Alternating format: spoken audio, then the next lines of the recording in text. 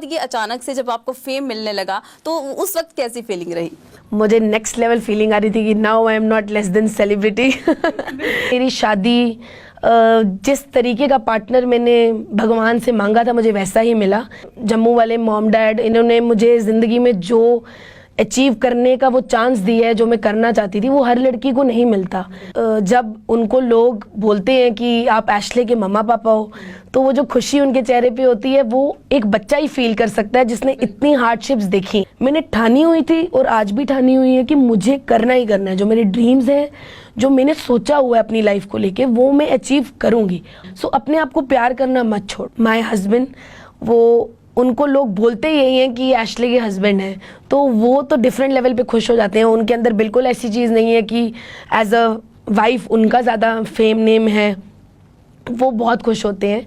And ये चीज़ की मुझे भी बहुत खुशी रहती है और मैं चाहती हूँ कि मैं और अच्छा क्या करूँ इस फील्ड में। बल्कि ये बिल्कुल गलत है, फिटनेस तो कभी भी जेंडर स्पेसिफिकेशन नहीं हो सकता। ऐसा कहाँ लिखा है कि लड़कियों के लिए फिटनेस उतनी ज़रूरी नहीं है लेकिन लड़कों के लिए बहुत है।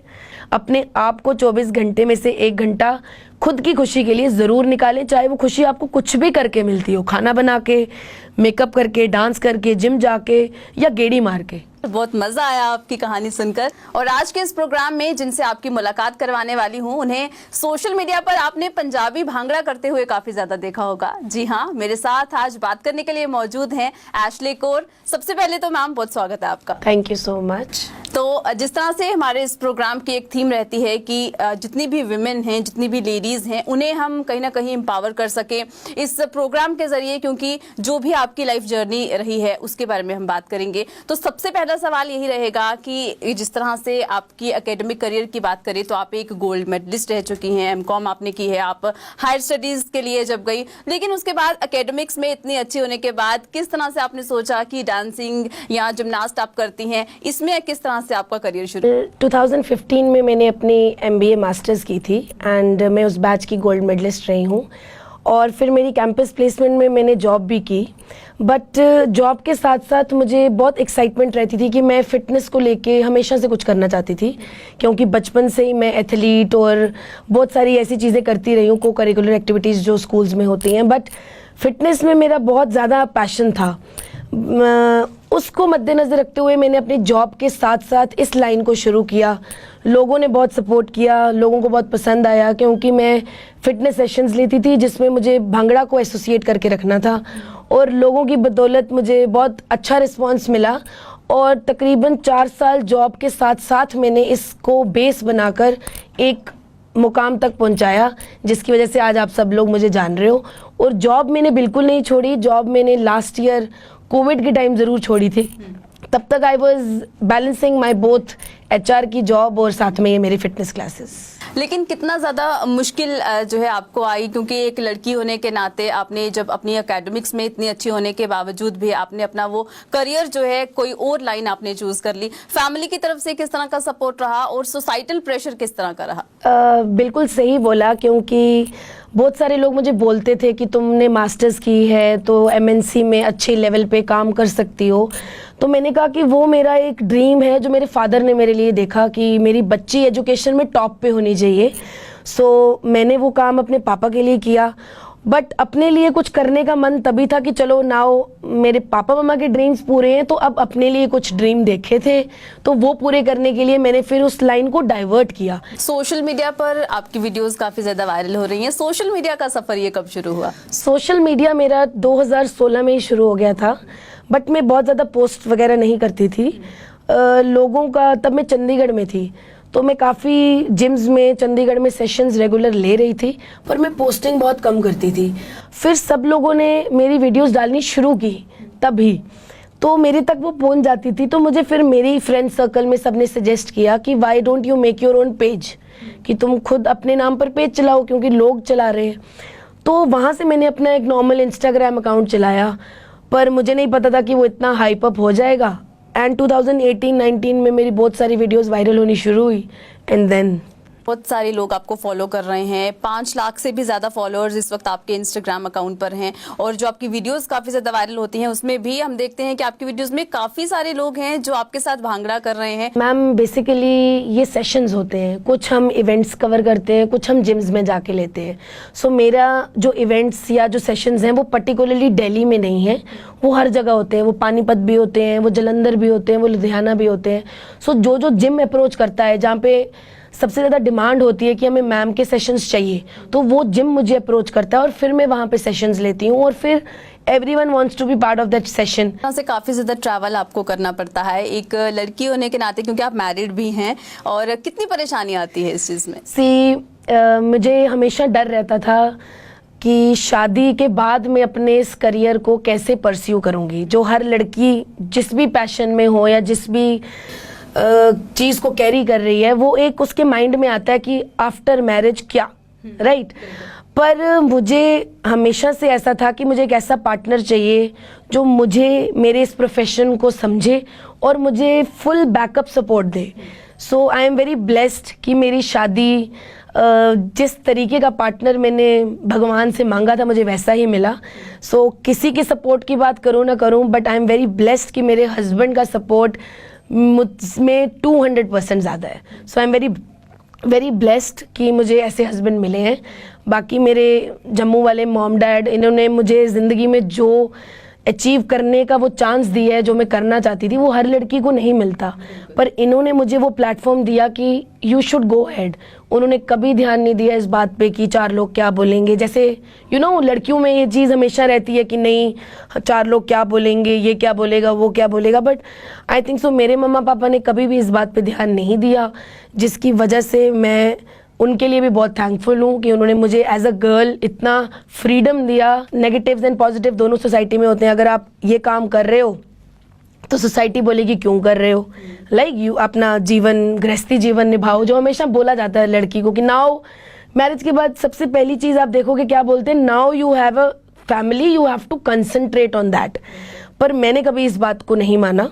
मैं शुरू से ही बहुत क्लियर थी अपने हस्बैंड के साथ भी बिफोर मैरिज। सो मैं उनके साथ बहुत क्लियर थी इस बात पे कि मेरा एक विजन है, मेरा एक ड्रीम है। Marriage is not a stoppage for me, या मैरिज मेरे लिए ऐसा बैगेज नहीं है कि अब मेरी शादी हो गई है, अब मैं I am into household things.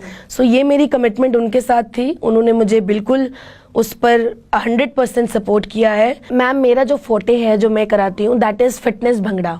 सो आजकल आपने देखा भी होगा कि कोविड के बाद लोगों में फिटनेस को लेके बहुत ज़्यादा अवेयरनेस आई है, एंड डेफिनेटली हमेशा हम एसोसिएट करते हैं कि जिम हमेशा एसोसिएटेड होता है कि सिर्फ लड़के कर सकते हैं, जिम सिर्फ लड़कों के लिए है, या जिम में सिर्फ बॉडी बिल्डिंग करियर है। ऐसा नहीं है। जिम्स के अंदर स्टूडियोज़ होते हैं, स्टूडियोज़ में GX क्लासेस होती हैं। सो उन GX क्लासेस में लड़कियों की पार्टिसिपेशन मैं तो पिछले 3 सालों में बहुत ज़्यादा देख रही हूँ, because it's a fitness thing. हर कोई फिट होना चाहता है और हर कोई चीज़ वेरिएशन ढूंढता है बंदा, क्योंकि कुछ टाइम के बाद लोग बोर हो जाते हैं। तो वो एक डर लड़कियों के अंदर रहता है कि अगर वो एकेडमिक्स छोड़ के इस लाइन की ओर जाएंगी तो उन्हें सोसाइटी की वो बातें सुननी पड़ेंगी, उनकी फैमिली का सपोर्ट उनको नहीं रहेगा। तो वो लड़कियों को वो चीज़ किस तरह से जो है सही करनी है कि वो अपने लिए लड़ सकें एटलीस्ट? मेरा तो ये मानना है कि not only in this career, like dance की हम बात कर रहे हैं, कोई भी करियर, एक लड़की को अपना पैशन कभी छोड़ना नहीं चाहिए। क्योंकि हम हमेशा डरते हैं। एज अ गर्ल मैं भी बचपन में बहुत डरती थी। मेरे अंदर शादी को लेके बहुत फेयर था कि वाहिगुरु शादी के बाद क्या, मतलब व्हाट नेक्स्ट, एक होता है ना माइंड में क्वेश्चन आता है कि यार पता नहीं समझेंगे कि नहीं समझेंगे, राइट। सो मेरा जो पर्सनल एक्सपीरियंस है, मैंने कभी भी अपने अंदर ये फियर नहीं आने दिया कि मुझे ये छोड़ना है। मैंने ठानी हुई थी और आज भी ठानी हुई है कि मुझे करना ही करना है। जो मेरे ड्रीम्स हैं, जो मैंने सोचा हुआ है अपनी लाइफ को लेके, वो मैं अचीव करूंगी। और साथ ही महिलाओं की जहां बात कर रहे हैं या लड़कियों की जहां बात कर रहे हैं, उनकी तरफ से वो एक कदम उठाना कितना ज्यादा जरूरी है? देखो, God help those who help themselves. अपने लिए स्टैंड खुद ही लेना पड़ता है। आपकी मदद करने वाले आपको तभी मिलेंगे जब आप किसी चीज़ के लिए रेडी हो। अगर आपने कुछ सोचा है कि आपने ये करना है तो वो आप ही ने करना है, कोई दूसरा बंदा आपके बदले में आके नहीं करेगा। अगर कोई ज्वाइन करना चाहता है, आपके सेशंस लेना चाहता है, तो वो किस तरह से आपके साथ कांटेक्ट कर सकता है? बिल्कुल, हमारे 2 जिम हैं दिल्ली में। We have a franchise Anytime Fitness. So वहाँ पे ऑलरेडी हम लोगों ने रखे हुए हैं पैटर्न्स कि जिन्होंने भी सेशंस लेने हैं वो ज़रूर अटेंड कर सकते हैं। एंड हम वर्कशॉप्स लगाते हैं अपने जिम में, जिसकी डिटेल्स हम विद टाइम देते रहते हैं। So everyone is most welcome. Rest में अपने ऑनलाइन सेशंस भी देती हूँ, जिसमें मेरे पास ऑल ओवर इंडिया सब लोग जुड़े हुए हैं। नैरो माइंड जो एक रहता है उसे अब कहीं ना कहीं वो चेंज कर ले और लड़कियों को खासतौर पर वो उनके जो विंग्स हैं वो फैलाने का उन्हें एक मौका दे, तो उनके लिए क्या कहना चाहेंगे? Definitely for all the females apart from Jammu and Kashmir, किसी भी स्टेट की फीमेल्स को यही बोलना है कि डोंट स्टॉप लविंग योरसेल्फ। शादी आपके लिए किसी भी चीज़ का स्टॉपेज नहीं हो सकती। अगर आपके मन में आपकी पैशन को लेके कोई भी इच्छाएं हैं, उनको ज़रूर पूरा करें। बचपन से ही था कि मुझे ये नहीं बोलना कभी कि काश मैंने ये किया होता। मुझे आज भी, I am 30 of my age, मुझे आज भी इस बात का रिग्रेट नहीं है कि मैं जो करना चाहती थी मैंने वो ट्राई नहीं किया। मैं भी फेल हुई हूँ, मैंने भी बहुत सारे फेलियर्स देखे हैं लाइफ में, लेकिन मुझे उनका दुख ही नहीं है क्योंकि मैंने एटलीस्ट ट्राई किया।